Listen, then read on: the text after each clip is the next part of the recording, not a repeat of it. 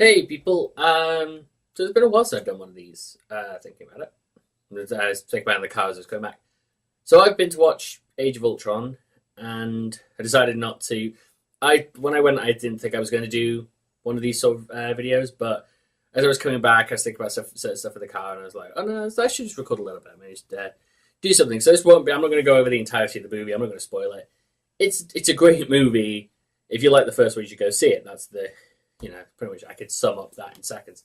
Basically, if you liked the first one for it being all action, a lot of action, and very sort of comic booky, then you might not like the second one as much. Which seems like a weird thing to say. It seems like a weird thing to say because the films are very, very similar. Very similar in sort of, the style, of how it's set out, and how it's presented. But there's a change. There's a difference between the two that I kept thinking about as I was coming back. I was noticing it more and more, and I thought about it. So there is that sort of, there's a comedy, there's the sort of the one-liners and stuff like that, but they aren't as pronounced, I'd say. Puny God line, Hulk smashing Loki about, don't really seem to, they don't stand out. They aren't that punctuation mark at the end the end of a scene. And some of them are good, so it's still fun. I'll probably go see the movie again. I've got two people who want to go see it, so I'll probably go see it at least a couple of times. Because I saw the first one 3 times. Once on my own, once with someone else, and once on my own again.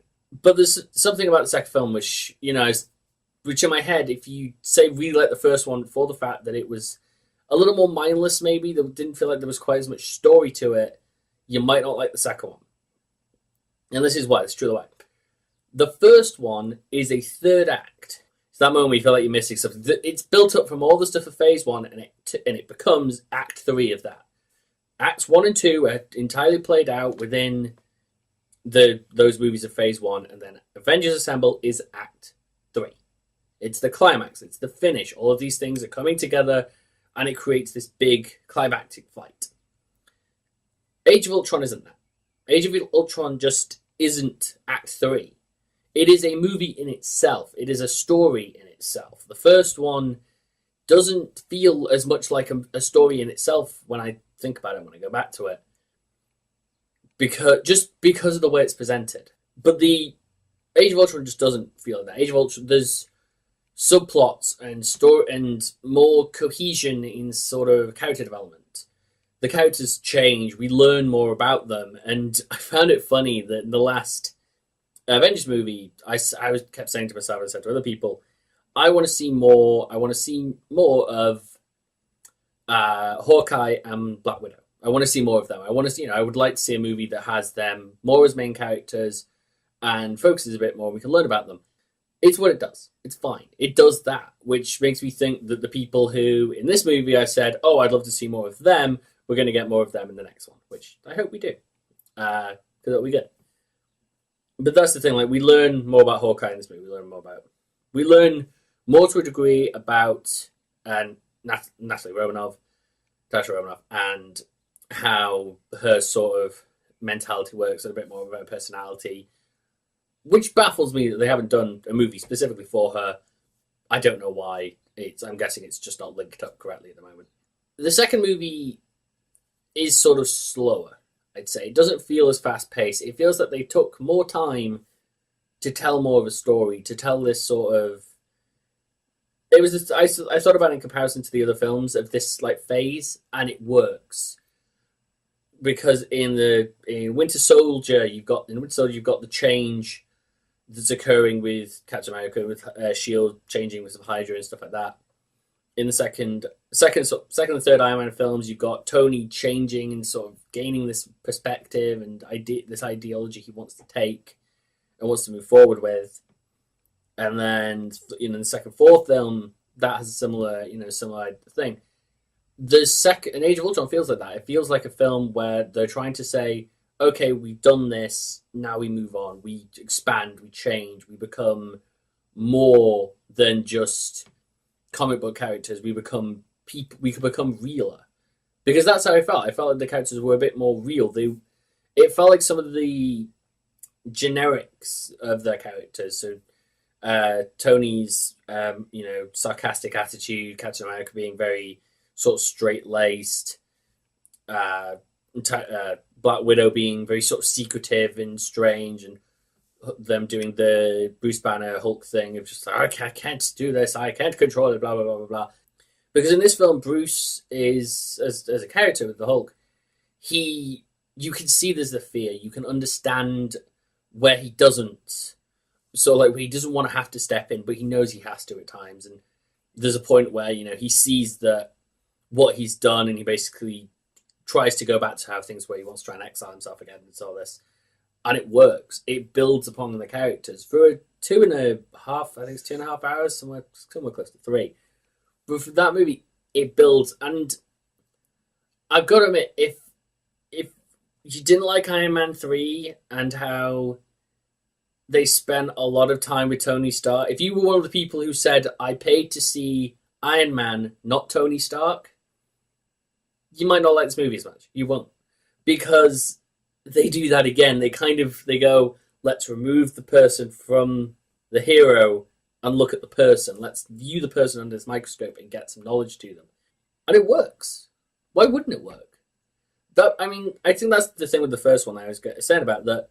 The first one feels more like a comic book movie. It feels like the quintessential comic book. It's fast-paced, it's comedic, it's enjoyable, and you can watch it again and again, but you don't have to think. The second one feels more like they have done that. That suddenly you can enjoy it, but you have to use your brain a little. You have to engage. And it does. It engages and it draws you in and it creates that thought.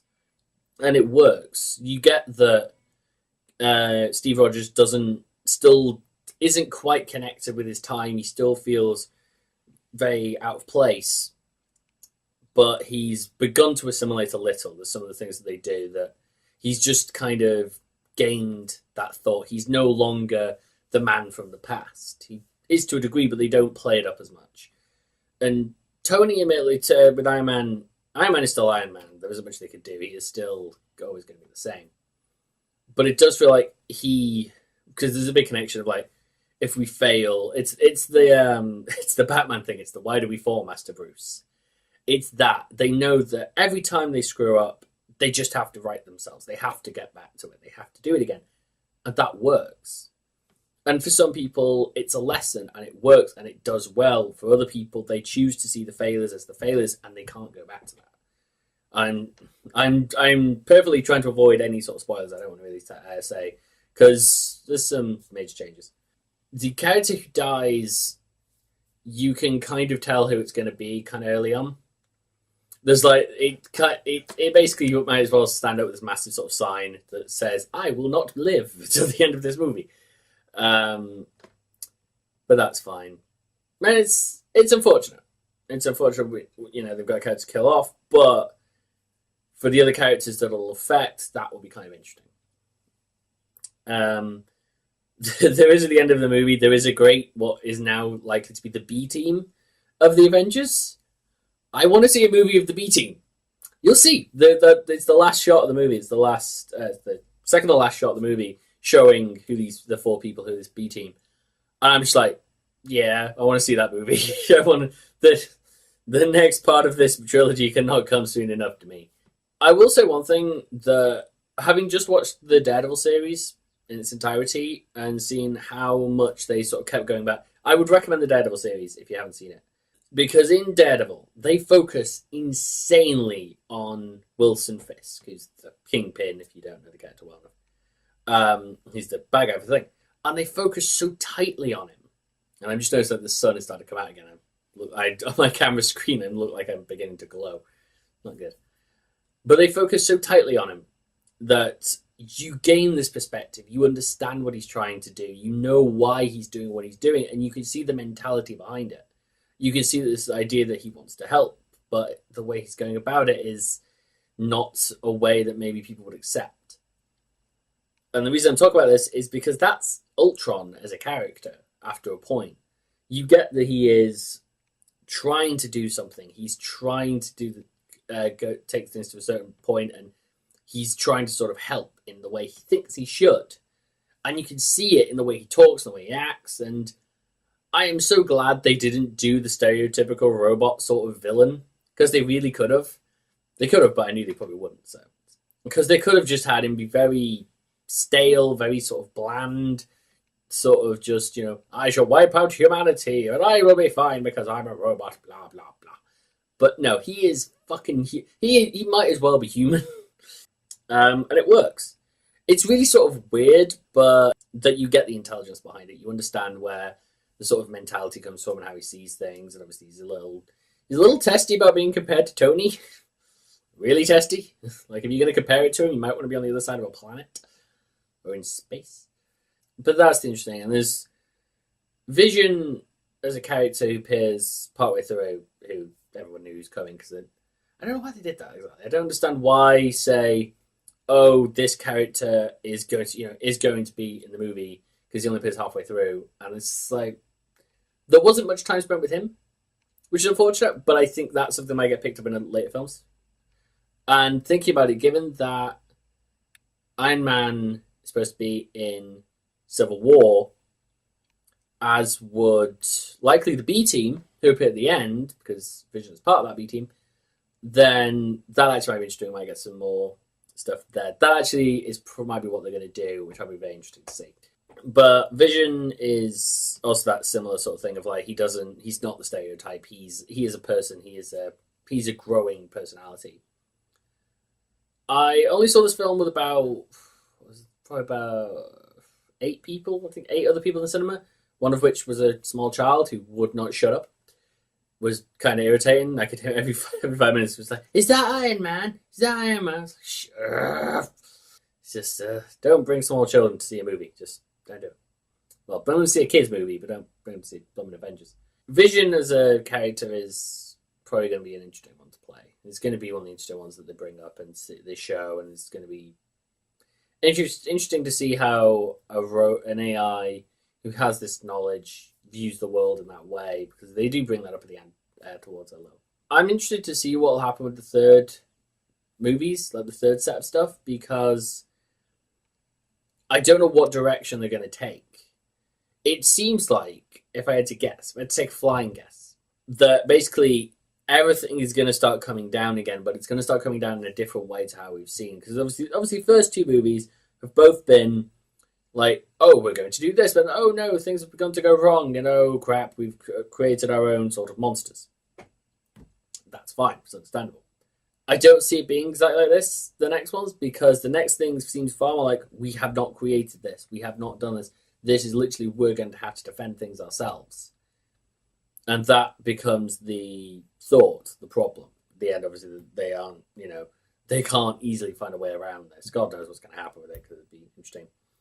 I will say this, people were correct that Loki's staff had one of the Infinity Stones in it. So, yeah, we kind of called that, everyone kind of called that a while ago. I think everyone called that back in the first Avengers movie, so that says something. So, yeah, we've got 4 out of 5 now, so we've got the Tesseract, the Aether, the gem that was in Guardians of the Galaxy, whose name escapes me, and I've got the next one, so we're actually just missing number 5, which I imagine is either going to appear in the next couple of movies. It's going to appear somewhere like that, so it might be an Ant-Man, so that'll be interesting thing to keep an eye out for. Might not be, I don't know, because I can't remember I don't know what gem would be missing out of them. It would be, I think it's the green one. Yeah, I do think it's the green one. The yellow one, yeah. Yellow, purple, blue, red, yeah, so it's the green. I would say, though, with this movie, go to watch it, but don't expect what you saw last time. Don't expect the all-out sort of ridiculous fight and comedy, because it feels like they've grounded themselves a little. They've pulled them back and gone, we've had our fun, we've got that movie out where everything can just be, it can be comedic and it can be enjoyable and it can be watched again and again and again. But at the end of the day, it didn't really have any meat to it. That was the sort of the one sole issue you could take with the original Avengers movie. And I'll admit that as a person who's watched it 3 times. If you go back to that movie and you say, okay, well, how do they really develop? How do they change? You've not got anything. There's nothing there that sort of says to you that, oh, this is how the characters evolved. No one really did. I think the Hulk was the only one that sort of changed, and that was more and then they continued it in this one, that he's become more in control. He knows what to do, but he just needed that help. And because it didn't have that, it made it slightly weaker. This one felt more like they might have gotten that balance correct.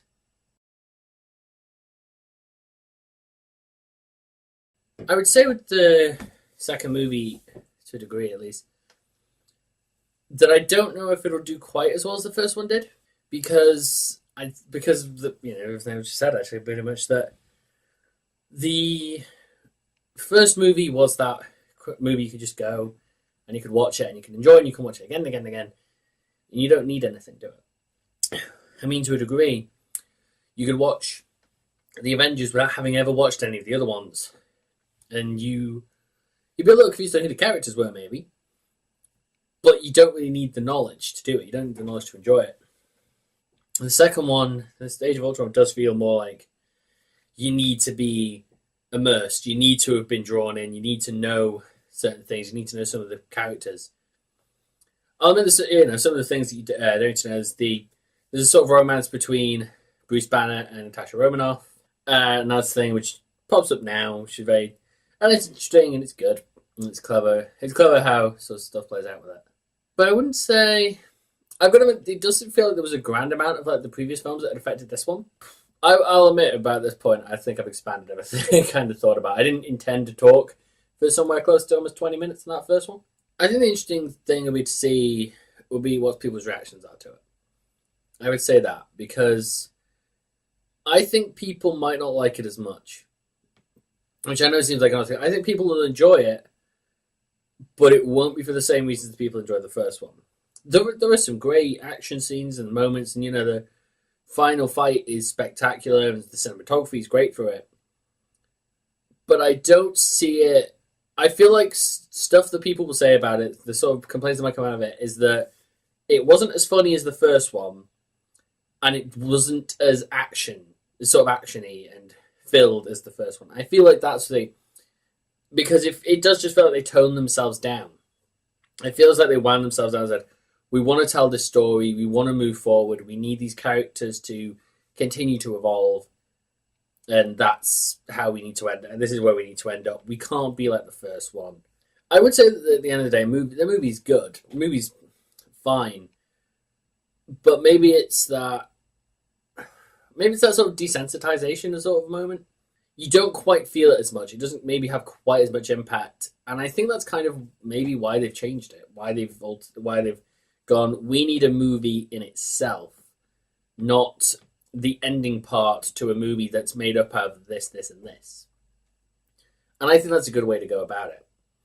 Because if they tried to do it again, they tried to just recapture everything instead of telling a story, I don't think it would have worked. I really don't. I think if they played it out again, people would some people would still say they liked it, but I think some other people would say they were just bored. And I think that would have been a problem. I think they've dodged a bullet by saying, no, we're going to tell a story. We're going to tell this cohesive, interesting design to it.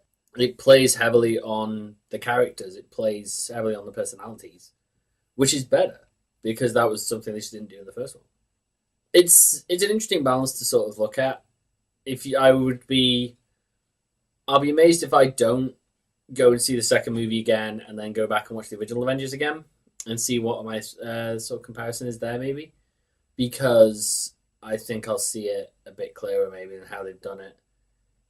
It does just feel like they knew what audiences wanted. They knew the audiences wanted this huge fight, this mad race to the finish with what the end was. But in comparison, this one isn't that. This one is we need to show where people are going. We can't tread our footsteps. We have to have this direction, and this direction will then split us out. It will be interesting to see what kicks off Civil War, though, the third film for Captain America, because at the moment there's only really there's going to be like 2-3 characters who really would cover that area. With as much as people sort of say about Civil War as a comic being very like all the characters are acting mental, and that's the only way that the plot really works. I don't, but it's the catalyst to it that I don't see how they could easily play it out, and it'll I'm sure it'll be a fun watch, and it'll be interesting to see, and I'm glad that Robert Downey Jr. is staying on to do the other ones, and he's going to be there because he's wouldn't be the same if he'd left. And it'll be interesting to see some of the other movies. I mean, we've got Ant-Man later this year, and it'll be interesting to see where that slots in. I was actually questioning on my way back whether the fifth gem, whatever that is at this point, I do not know. Fifth Infinity Gem is going to be part of theirs, or if that's going to be a thing separate. Because I don't know. It could be. That's the thing. It really could be. I don't see it being as much. I kind of feel like it's going to be something slightly separate, and whatever they set up in there is going to possibly have a bigger effect on the grander world. I actually question, obviously, I think Civil War is the first next movie after Ant-Man. I'm sure they'll be fun to watch. I'm sure. I'm glad that they didn't. I mean, they could have with Age of Ultron kind of gone in the way that DC have gone, where they've gone very gritty and was sort of like very character driven movies, and it's sort of very introspective in itself. But it kind of holds itself at bay from doing that too much. It sort of plonks its feet. It sort of pushes its heels into the ground and says, "No, we're not going to go any further than this. We're going to have these characters be more. It's going to be more focused on the characters, but there's going to be these fighting sequences." Because I'll admit, the second act of the movie there was a solid half of that movie, solid half of the second act, where it's just the characters. They're just talking. The personalities are being brought up, and the sort of thoughts and feelings are being brought up. It does suddenly feel like, in comparison to the first one, like this breakneck pace has just been ground to a halt, and that works. It does seem a little weird, and it does feel a little more like... I would almost have said they could have spaced it out a bit better, in a way, because it just feels like we go from you get the opening fight, and then you get them capturing all the data and stuff, and then you get them creating Ultron attacks, and then they have to escape, and then they sort of do this. They escape briefly, go after him. He manages to fuck them over, and then there's this sort of moment. There's this it's a little bubble in the midst of it, where everything just sort of stops, and I say, "Okay, we need a moment. Everyone's gonna pull back for a second. Everyone's gonna be very introspective. We're gonna have this moment, and then we're gonna go back in." And I question whether that did work as well as it could have, because it suddenly felt like the film became very slow. It felt like something more there could have been done. They could have spaced it out a bit better, maybe with the where the characters' personalities were. Instead of having this, I don't even know it's like an exposition bomb. It's like that exposition drop, but it's personality based. It's all this kind of sort of, so it's a feeling bomb. That's what it would be. It's like everyone's having all of these thoughts and feelings, and they must all get out right now.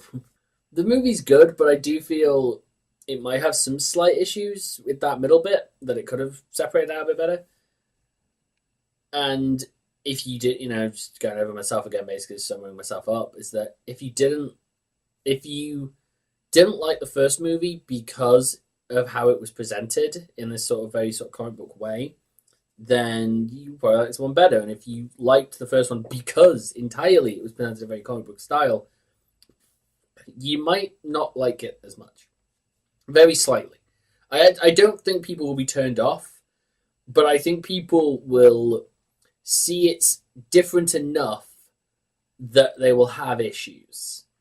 Because I know there's that old thing of you change something, but you change it just enough to not annoy anybody. And that's the way you should do it. It's the way it always should, change it by degrees, change it by slight increments. Don't make huge sweeping changes, just little things to lead the people in, and they'll be good. I would say go see the movie.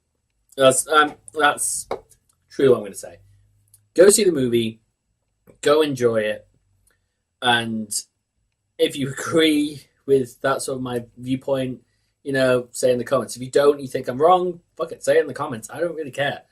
I would rather have an interesting discussion about this movie than just people saying it wasn't good or it was bad. That it was good or it was bad. I would rather have that appear. Because I feel like this movie, in comparison, is interesting. To compare the two as a whole is interesting. And I feel like if anybody is going to watch the second one, either watch the first one again before or afterwards. Do that because you will see the huge difference they have made. You will see the change. And I know a lot of people really didn't like Iron Man 3, and I haven't seen it since it originally came out. But I have an appreciation for Iron Man 3 and what they were trying to do that people really didn't seem to like. And I said it before, the whole, people didn't like I paid to see a movie called Iron Man, not called Tony Stark. And I think that's what we need to do now. We need to accept that we can't focus on just the heroes anymore. We can't focus on the heroes. We have to focus on who they are behind that, because otherwise it's just not interesting. The first movie is interesting because they could do that. They had these movies that set them all up and it worked perfectly. And yes, I know I'm going over myself. This will be the last time I say it. But then in the second phase, they got more introspective. They brought it back and said, who are you? Who are you people? Who are you when you are not out there saving the world? Who are you when you are at home? And that's who we got. And that's what the second movie is. The second movie is, who are these people outside of what they are? I will admit, there was some...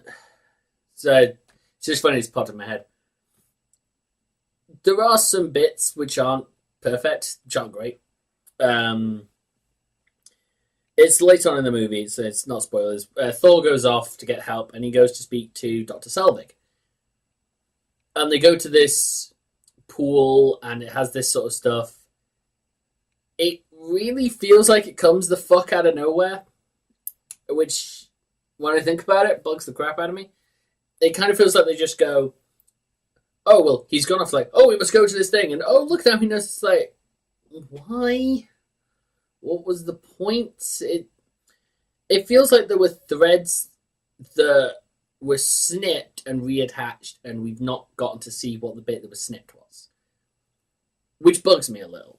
Which I think is the problem here. I think it was might be actually a problem that would occur with this sort of idea, that they couldn't combine the two. That they couldn't, because unlike the first film where they could just have it run straight through and tell a story, they were fine. This one feels like they've gone, oh, we've got to have these little bits, and we've got to have this connect to this and into this. But then it might not work quite as well. I do feel like the reception won't be as well accepted. But I've ranted long enough, and I've said the same thing over and over again long enough. I've been Simon Cooper, and I'll see you next time.